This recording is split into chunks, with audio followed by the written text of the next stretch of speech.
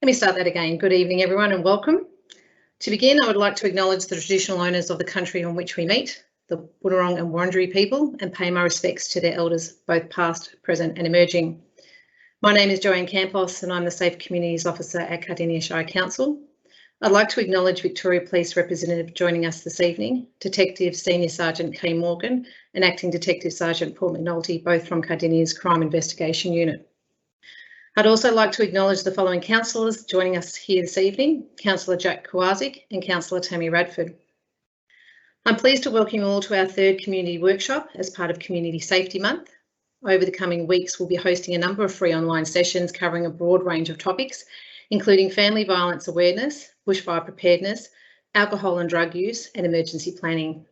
These workshops are a great opportunity for us to come together and learn more about community safety and how to be better prepared for emergencies. Tonight's session will focus on online safety awareness. I'm looking forward to hearing from Acting Detective Sergeant Paul McNulty shortly and learning about how we can be more aware in relation to being safe whilst online and the steps we can take in minimising the risk of fraud and protecting our identities. Community safety is a key priority for Council and we are committed to working in partnership with other agencies and organisations on this important issue. Everyone deserves to feel safe at home, school, work and in public places so they can participate fully in community life. Community safety requires a whole of community response and it's up to all of us to work together to build a safe community here in Cardinia Shire. Some housekeeping rules before we start. This session will be recorded and placed on Council's web for anyone who's unable to attend this evening. And after the presentation, there'll be time allocated to questions, but however, feel free to type your question in the Q&A section located at the top of the screen. There's a little bubble up there. I'll now hand over to Acting Detective Sergeant Paul McNulty to start the session. Thank you.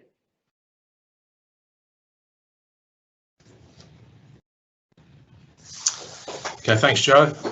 Good evening to everyone.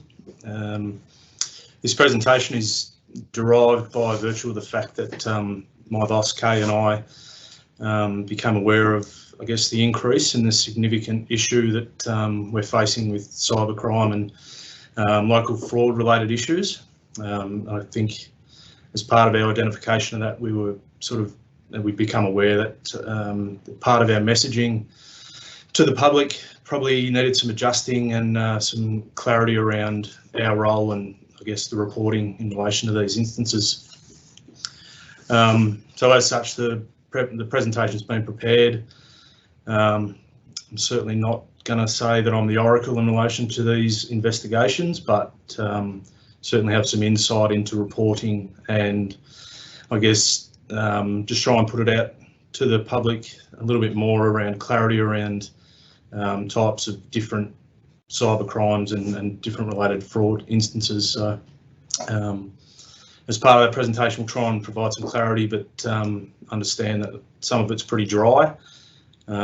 Certainly not the sexiest of crimes that we have, but it's a massive part of our ongoing business day to day. So in trying to, I guess, get ahead of the game and teach the public a little bit more around safety awareness and I guess the possibility of being victims in relation to this, hopefully we can circumvent the issues in the first instance, but also provide some clarity around if you do become a victim, what the next steps are and how that will potentially be investigated by either the CI here at Pakenham or other areas, but that information can be, I guess, deciphered as we go on. If we'd like to start the presentation. I'll try not to read directly too much to keep it as dry as what it is, but essentially cybercrime is computer crime, use of computer as an instrument to commit illegal activity.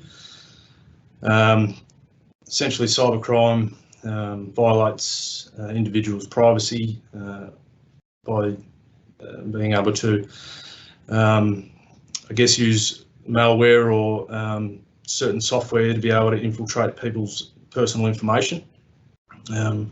That information can be derived via emails or online banking, and essentially will then obviously creates the issue down the track.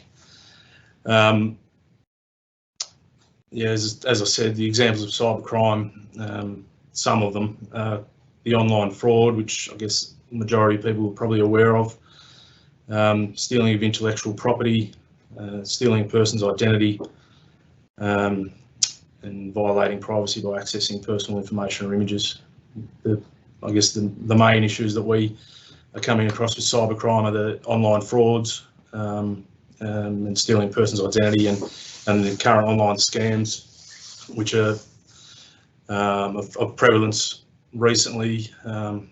People are probably aware they're receiving text messages to their mobile phones, which essentially are requests for things like you've missed a parcel, or you're required to update your information for banking. It's on and on.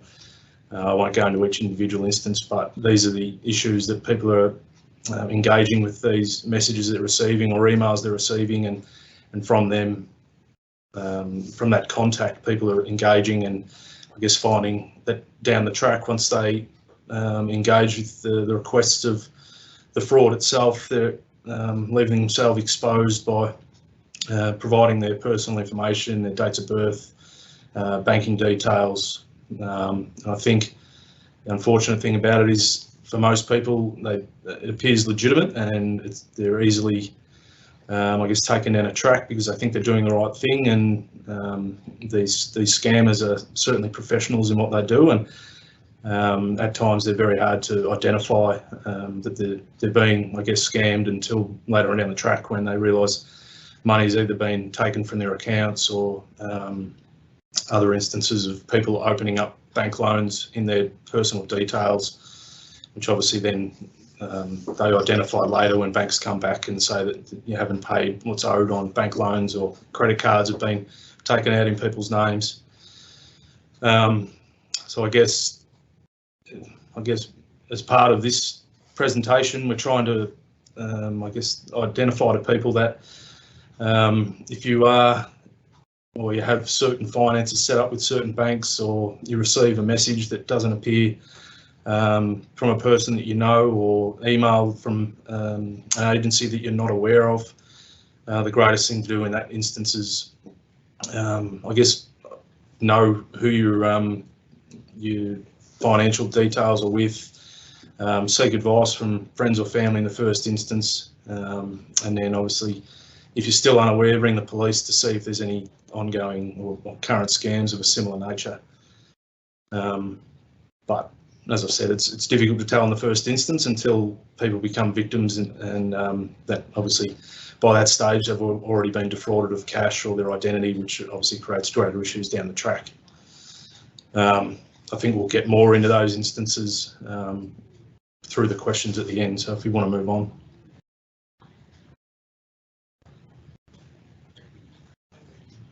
Pretty much just covered that, but as I said, most of the times in these instances, people are trying to do the right thing, or they think they're doing the right thing by engaging with these requests, and unknowingly provide details that, by virtue of the fact that some of these scams are targeted at people in the banking agencies, or previous engagements with other businesses that they've been engaging with, that the scammers themselves become aware by the malware and sophisticated software that they're able to sometimes engage in people's private computers and things like that, which allows them access to personal details, which then on flows into requests of the victims. And as I said, they're fairly well put together, so it is difficult to identify in the first instance, but as I say, if something doesn't appear right at the start, then it likely isn't. And there's a link there to the cyber, excuse me, the CyberGov website, which I guess gives far more information than what I can provide right now. But certainly, it keeps an updated guide as to current scams that are occurring, and is easily accessible. So if you think you're potentially being a victim, or you have been a victim, then definitely get onto that website and have a look, and it'll likely have updates in relation to scams that you may be aware of or maybe becoming a victim of.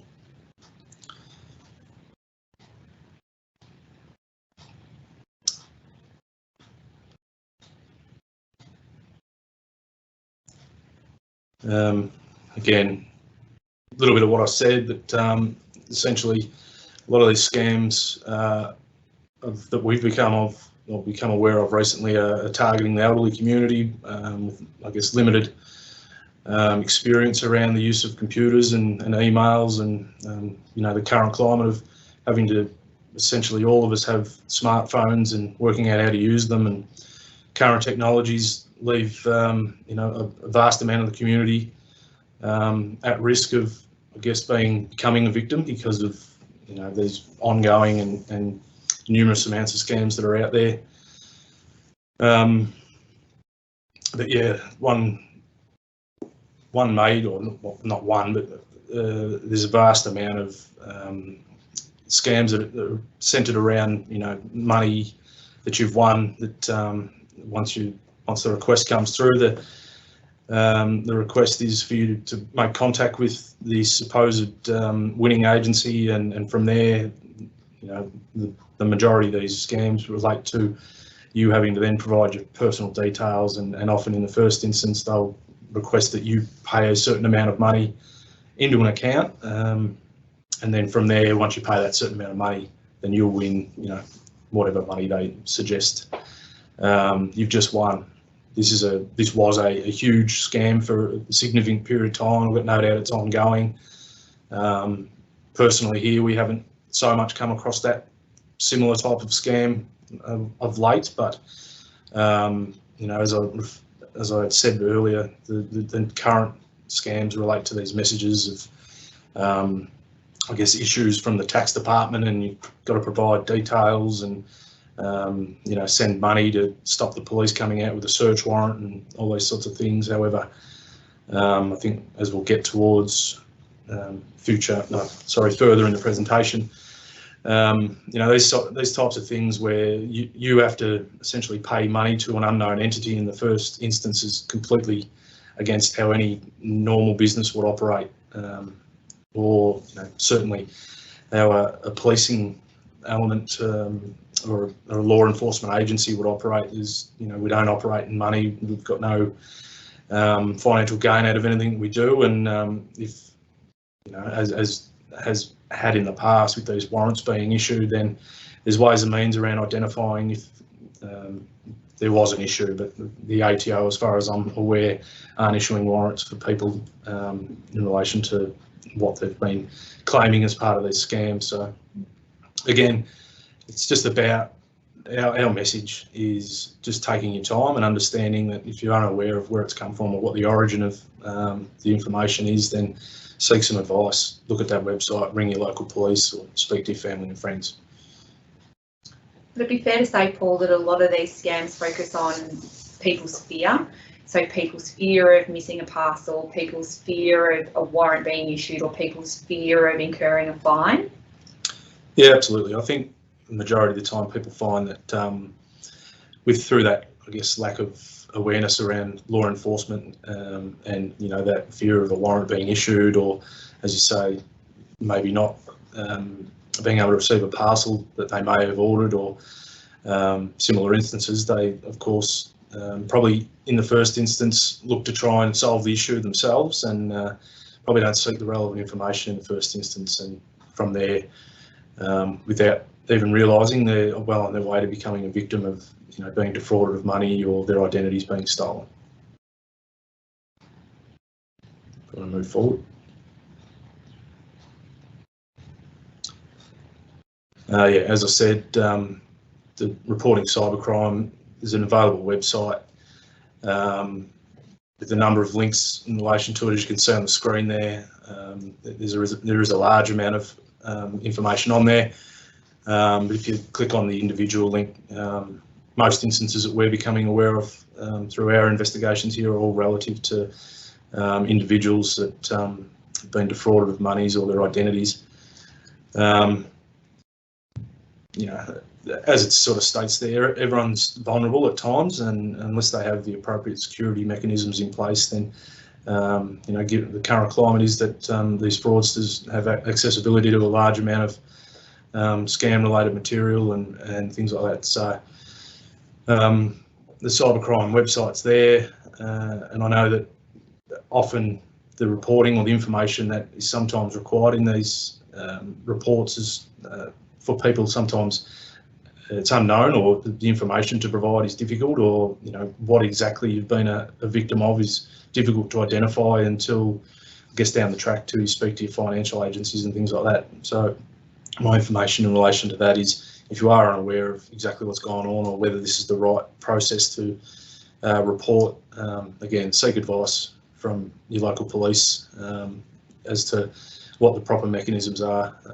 I'll get further into other reporting as we go down the presentation, because often these cybercrime instances are all, a majority of them are international and essentially untraceable for state police, being us here in Victoria. So a lot of those referrals go towards the AFP in the first instance, which then on flow into Interpol, and they then essentially take the report, compare it to other recent incidents, and they make a determination as to where the investigation goes from there. Sometimes if the target is identified to be local to the state, then the investigations come back to your local CIUs in that first instance, and contact will be made with the victim. If we want to move forward. I've sort of addressed that just now, but as I said, if you make that report via the cybercrime website, providing you give enough information in the first instance, once that report goes through, an assessment will be made of that report, and at times contact will be made to try and decipher any further information that might be relevant, or the victims might not think means a hell of a lot in the first instance. However, there's a number of questions or queries that we would like to ask in the first instance that I guess would determine potentially how you become a victim, or where that contact's come from, or timeframes around when it's occurred, and I guess trying to get ahead of the game in relation to the amount of information we put into get into that report in the first instance. But again, once you submit that report to cybercrime, it'll be assessed by their intelligence officers, and they will, I guess, what they do from there is determine where it sits in what sort of offence it is, and whether there's a theme in relation to that.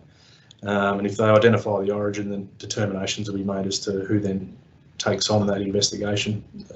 Majority of cybercrime, as I said, is taken by federal police, as it's a lot of international offending, but if it's determined that it appears to be a local syndicate who's, I guess, responsible, then your local CIUs will be contacted, and a local investigator will be in contact with the victim.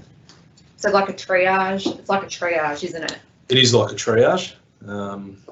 Again, the triage process comes dependent on what the, I guess, that the new scam is. There's so many of them that occur out there, but for us, we are certainly not all over the new scams. We're attempting to get technology out there to become, I guess, far, I guess, ahead of the scammers themselves, but the triage process is often unknown to us, because a lot of victims who report things through cybercrime will be unknown to us because of the type of offending that's occurred. Because there's a big difference between some of the online offending comes, like Facebook offending and marketplace offending will come to us, but some of those bigger scams that you're referring to, if money's transferred offshore, then we don't have any jurisdiction, and effectively they're very, very difficult to investigate. So important we know about them, and important that we know that they're occurring,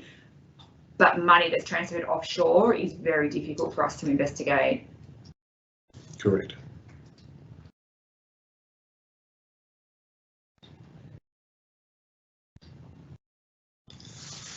Okay, so as I addressed earlier, there's a difference between your cybercrime and your I guess your fraud related matters, which generally your fraud related matters are often state related issues, and they're more inclined to be investigated by your local police, being your local detectives. So essentially, I'll just read from the PowerPoint here. Fraud related matters generally relate more to actual contact between two people, where one of the persons has the intention of committing a criminal act. Those examples are deceptions through Facebook Marketplace, Gumtree, and whatever on-site selling platforms there are now. I think everyone now has heard about the puppy scams, which are still prevalent, still ongoing. You've seen in the news recently that people are becoming defrauded by these scams due to COVID and being stuck at home and looking for another way to have some company. As personally having looked at these investigations, they're set up professionally. They're at times really difficult to determine if it is a scam or whether it's a realistic option to purchase an animal or a dog online. And I'll go further into that. But as I'd mentioned earlier, the ATO scams are continuing. I'm getting personal calls myself that I've got outstanding warrants with the ATO. Obviously, fairly easy for me to identify that it's a scam and it's a fraud attempt to try and obtain money from me. And I want to reiterate that this is not how law enforcement operates, or certainly the tax office don't operate in these processes. But again, there's no problem in as far as we reflect on that fear of wanting to do the right thing and all that sort of thing. In these instances, just slow down, ask the person's name, and say you'll ring the tax office personally if that's something you need to do. If you feel as though you potentially may have an outstanding issue with the tax office, often I would say, almost 100% of the time, I'd say there's no issues. So if that was to occur and you've got an unknown call and the person that's speaking to you essentially won't identify themselves, and a lot of times they become aggressive if you ask too many questions. So at that instance, you'll know that it's an attempted scam, and you're best just to hang up the phone. And I guess for me, I'd go about just blocking the calls. The number on my phone, there's ways and means you can do that. It's fairly simple, but if you're unaware, speak to your friends or family, and someone will know how to do that. Yeah, that last line there, it's not a practice any law enforcement agency would undertake. I don't think it'd work, would it? If we just sent out a text message just saying there's a warrant for your arrest? No. I don't think that works. The police do it, but again, it's these are warrants for arrest. There's no monetary value to them. We don't deal with money. We don't handle with cash. These are arrest processes relevant to court that we undertake, and at times SMS is undertaken because it's a ways and means to get in contact with people, and often at times it's a way to engage. But yeah, certainly the previous instance I've talked about doesn't occur. So yeah, again, these text message or emails that you're receiving,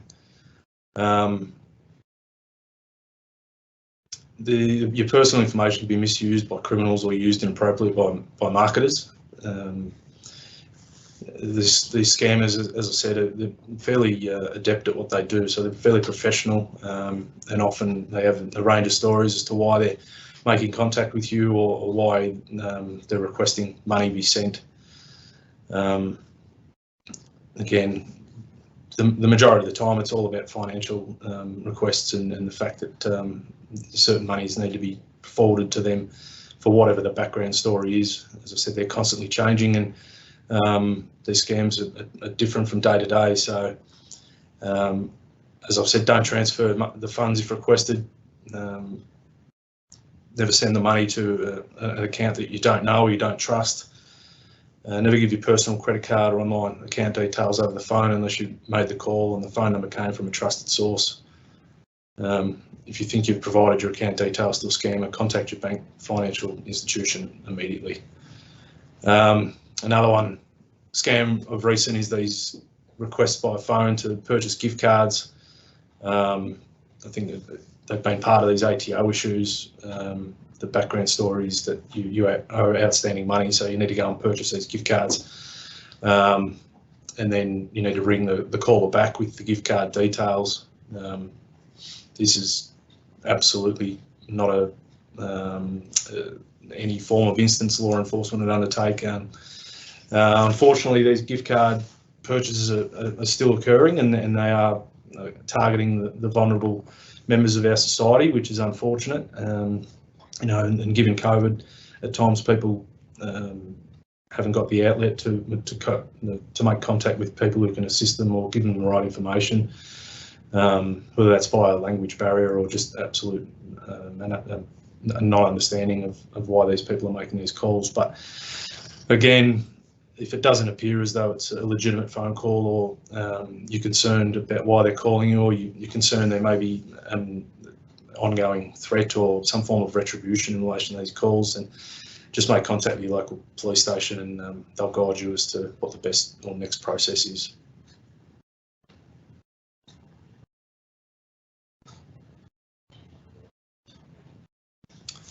Yeah, another ongoing issue that we have is our Facebook and Gumtree marketplace sites that we sell items through. The majority are legitimate, and they go through without issue. I guess what we're finding of recent is that people are organising with other people who are legitimately selling items to meet up at locations with no intention other than to, I guess, steal the item from the person's had on sale, or the alternate to that is steal cash of a person that's turned up to purchase an item. These are at times difficult to identify if the person's a legitimate seller, and I guess the information that we try to provide in relation to these instances to make sure you try and check the credentials of the person who's trying to sell or buy from you. There's often at times star ratings in relation to these online forums that you can access, and if there isn't any, I guess, previous history in relation to these people, you can I guess at times be confident that they're either a complete first-time buyer or they've set up a new account to try and conduct some fraudulent activity. We've often also identified that these instances of purchases are occurring, and the person who wants to buy or sell will often request to meet up at a location that's off the grid, out of the way from potential witnesses or CCTV, or often areas that aren't frequented by a lot of people. And if that is an instance, you can be pretty well assured that they're luring you to a location to try and make you a victim of either taking your goods or taking your money. So in these instances, if you have done all the background checks and you believe it's a legitimate sale, then try and arrange to. My best suggestion is arrange to meet at your local police station. Conduct the exchange at that location, because you'll often find that as soon as you mention, meeting at a police station, if the person's not a legitimate buyer, then they certainly won't be turning up, and you'll lessen the opportunity to become a victim. And it's really important because at times, as we've identified in the past, that these instances often occur at locations where people are vulnerable, and they go there by themselves, and they're often confronted by multiple offenders. And it's not just the goods that are stolen. Often, that leads to violence of these offenders who turn up. So, again, if it's not a police station, make sure it's a public location where people are available, and you're not leaving yourself out there by yourself.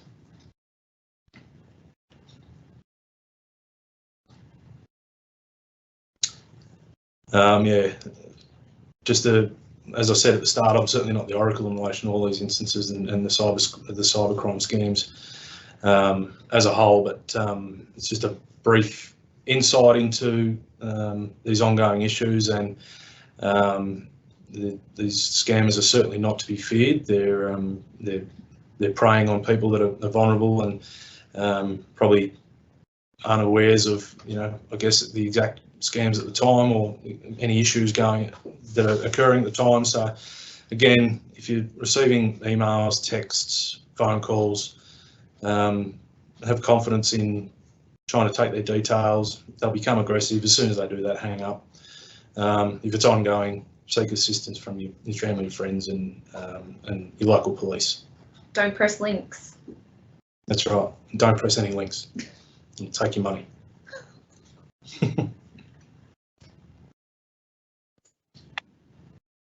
Thanks, Paul and Kay, for the presentation. I do have a few questions, which is great, because last week, unfortunately, our chat function wasn't working. Please tell me that you can hear me now, Paul. Can hear you. Awesome, fantastic. There's one from Frank, and I think you've already answered it, to be honest, but the question was around, are any offenders that are abroad caught? And I think, Kay, you actually answered yes, it's very difficult. Are you seeing a trend in these instances taking place? With the cybercrime? Yeah. And your international stuff? Yeah.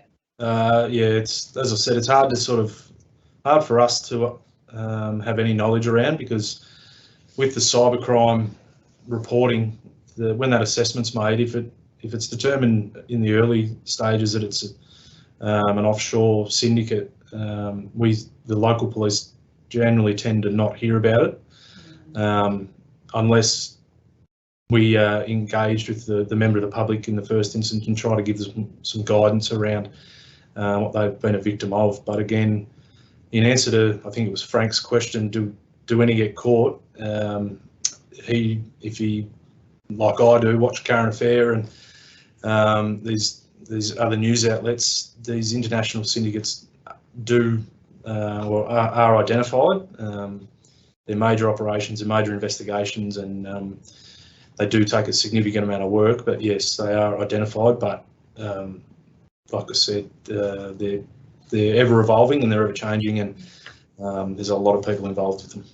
And certain ones have origins in different countries as well. So you'll see that at periods of time across history, there's certain countries where they come from more than others, and they tend to move around. But because they are so prevalent, the ones that are caught by the federal police or through interactions between our police, our federal police and international police, they're significant sums of money. So, you know, in the millions upon millions. The lower grade ones probably not, because they're just, yeah, they're very, very clever and very organised. And like Paul said, there's lots of moving parts, and because of the complexity of them, and oftentimes because of the I suppose the really serious ones and the less serious ones, probably the lower end ones don't really get solved. Thank you for that. I've had a couple, and these are pretty much the same, but basically, hi Paul, thanks for your presentation. Do you have any tips on how to remove scam texts or how to avoid them altogether? I must admit, I'm getting them thick and fast, and they're driving me insane. It's the fact that people, the words aren't clear, I automatically just swipe it and delete it. But do you have any tips, or as I said, in relation to how to remove them, or just trying to avoid them altogether? Is there a way to block them? I am no technological genius, so I'm the same. I'm getting multiple emails from unknown origins, and I just delete them at the first instance. I think, as far as your computer goes, or your home computer or laptop, there's far greater abilities to have your spyware and your secure setups through those. Mm-hmm. But I know, I'm unaware in relation to your smartphones and things like that of any technology that enables you to, I guess, decipher your emails or what messages you're receiving. As I said, these are professionals with all types of technological abilities. So when we set up, I guess, a security alert or some form of secure element to phones or computers, that they're ahead of the game again and trying to come up with a new scam to beat that security software. So, as I've said, if you don't know the origin of it, just delete it. As Kay said, if there's a link, don't click on the link. whether that's an email link or a message on your phone link, just delete them. If you don't know them, if someone wants to, get in contact with you and it's legitimate, they will. That's good advice. And if you are able to find out if there's any way to remove them from my iPhone, that would be great. Can you tell me? That's the next thing I'll try and Google. Next question is, I received a scam call from Service Victoria today. Has this been a new scam in recent days? Good question. Is that relevant to sort of the COVID stuff, or?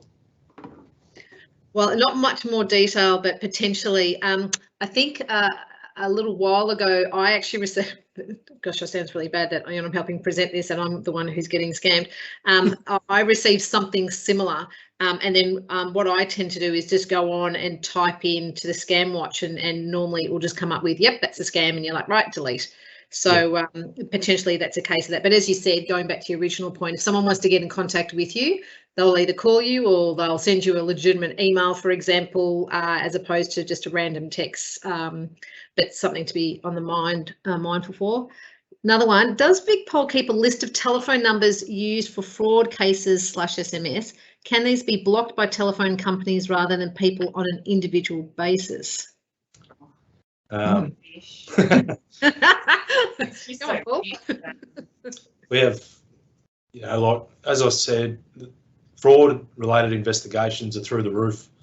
And the fact is, a number that you receive is often a spin-off of another number and off another number. So they use a spooling type process that once you receive a number, it's not the origin of the number. So even if there was a database to keep, it wouldn't be the actual offending number anyway. So no, there's not. But as I have said in relation to my phone, if I receive a number of unknown origin, I can block it on my phone. But there was, and I'm not sure where it currently sits, but there was an opportunity, and it was sort of more towards the home phone, but you'd contact your local service provider, and they could block certain numbers at a stage. So whether that's an opportunity that you can still do with whoever you connected through, they may be able to instigate that function for you. But these are contacts you can make with your local provider. Because you can go on a do not call list, which is for like your telemarketers and things like that. But ultimately, the way that these messages work, it's like a spider web. So if you imagine a spider web with all where they cross over, that's kind of what the phone network looks like. So even though you might find the origin of one phone, like Paul said, they're spoofed from other phones. So you can never quite track down the origin of one phone. Sometimes they're ghost phones as well. So we might track down a poor person and think that, yep, we've got an offender here and their phone's been cloned and they've never made that call. So it sounds really simple to locate a phone number, but it can honestly be like chasing a rabbit down a hat. I was going to say down a hat, but that's not right. Down a hole. And one of the listeners tonight actually said that the numbers can be dialed through computers, so then they don't show up. That's right. Yeah. I've got another question. What happens if my number gets hijacked? Am I at risk?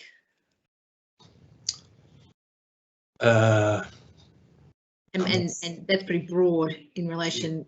I mean, yeah, again, that's a situation where you need to contact your service provider if your number gets hacked. It's not too dissimilar to having your personal details hacked off your computer or your whatever device you may have set up. So if it is a situation where you believe your phone number is being somehow utilised by another person, then contact your service provider and they should be able to sort it out in the first instance. But it's a pretty broad question. Without a specific instance, I probably can't help too much. The one before in relation to Services Victoria, the person's come back and said, I've discovered it was a scam after I asked them where I had been and they couldn't answer. That's a good way to get around it. Yeah, because I Googled it and it clearly comes up as a legitimate website.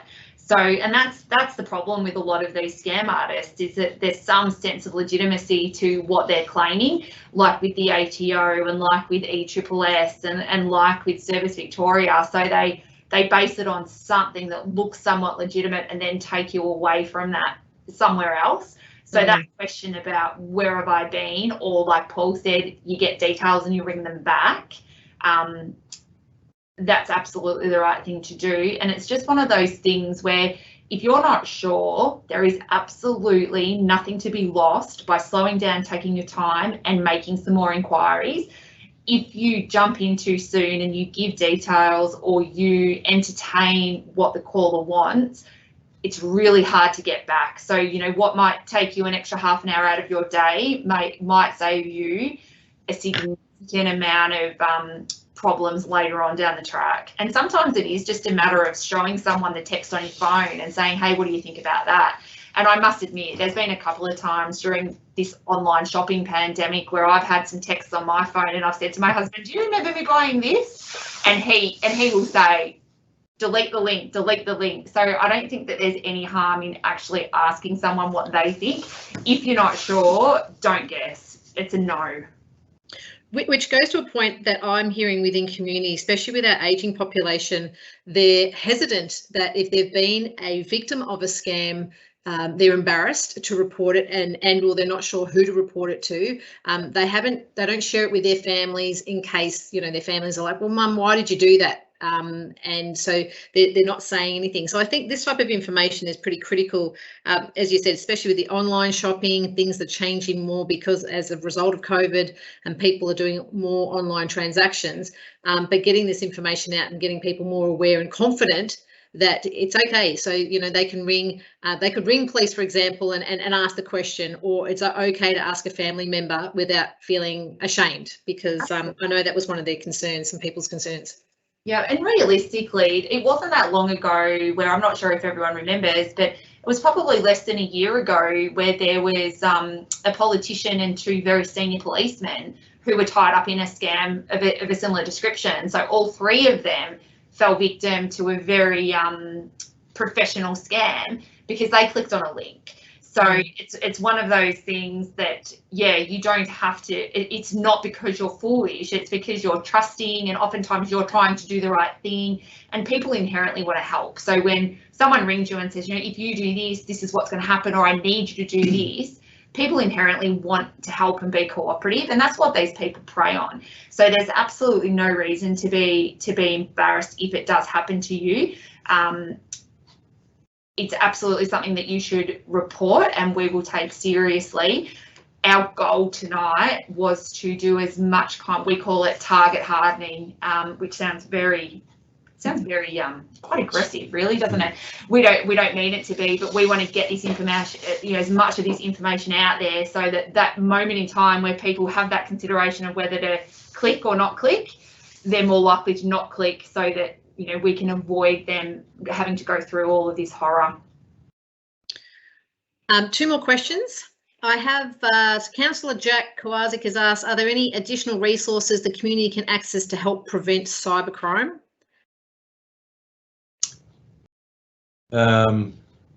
Well, you're a good start, Joe. You seem to have the ear of most people, but and I was going to say maybe we could add some when we share the link, so it gives us time to think.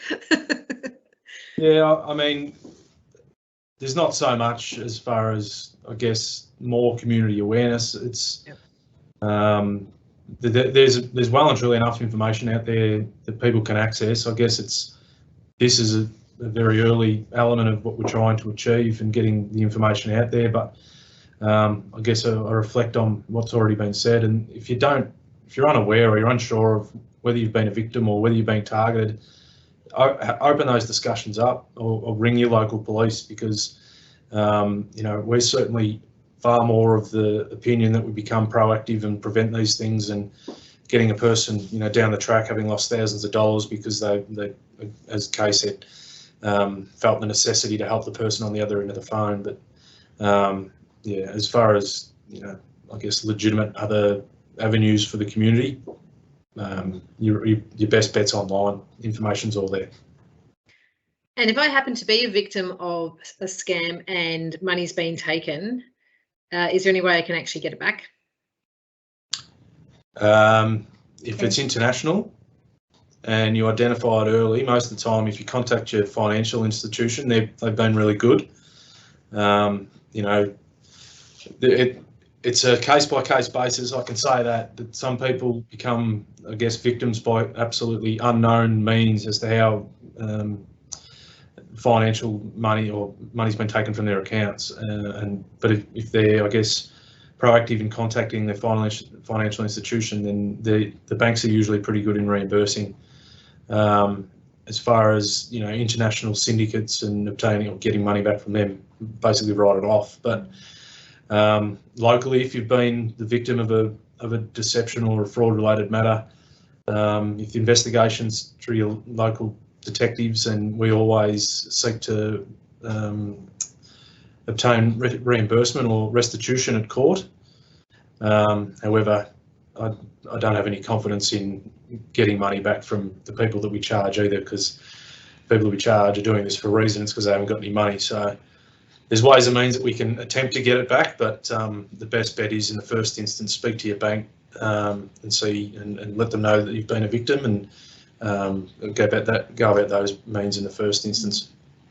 And be really proactive with your personal details. So if you're expecting a new key card, or you're expecting a new driver's license and they don't come, you need to make inquiries as to where they might be. And if you're getting letters from your bank and getting bank statements delivered to your house, when you throw them out, make sure that you rip them up so that no one can use your personal details, because we found that mailbox theft and people going through people's rubbish and getting their details that way are some of the ways that they get the identity documents to then go on to commit, you know, all these related frauds and deceptions. So if you're careful with your information, then you're less likely to be a victim of the more locally based stuff. And that's a really good point. I've actually invested in a shredder only because, you know, come tax time, there's stuff that you go through from a couple of years ago, and you've got all these, you know, statements and whatnot, and most people just, you know, scrunch them all up. And as you say, some opportunities out there. So I've gone to the extra layer of actually getting a shredder. My kids think it's fun, you know, it's something for them to do. I'm not going shredder, but yeah, definitely make it so that it's not usable. Yeah, definitely. If there's any other questions, feel free to put them in the chat bar. Look, it's been really informative tonight. Thanks, Paul and Kay. And as I said, if there's any other questions that come through, we're finishing a little bit earlier, but you know, as I said, we can wait a few more minutes if anyone else has got any other questions. Lots to think about, and this will, as I said, will be recorded and available for people to be able to go back and just and have another listen, or to share with others.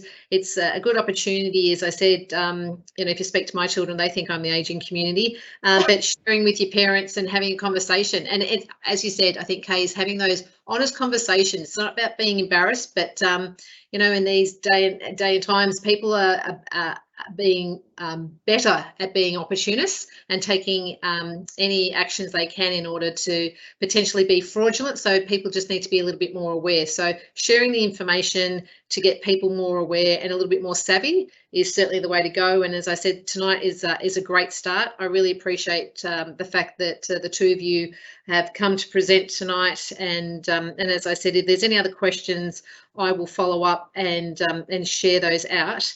Any other last comments from yourself, Kay or Paul, in relation to information that you wanted to share with community?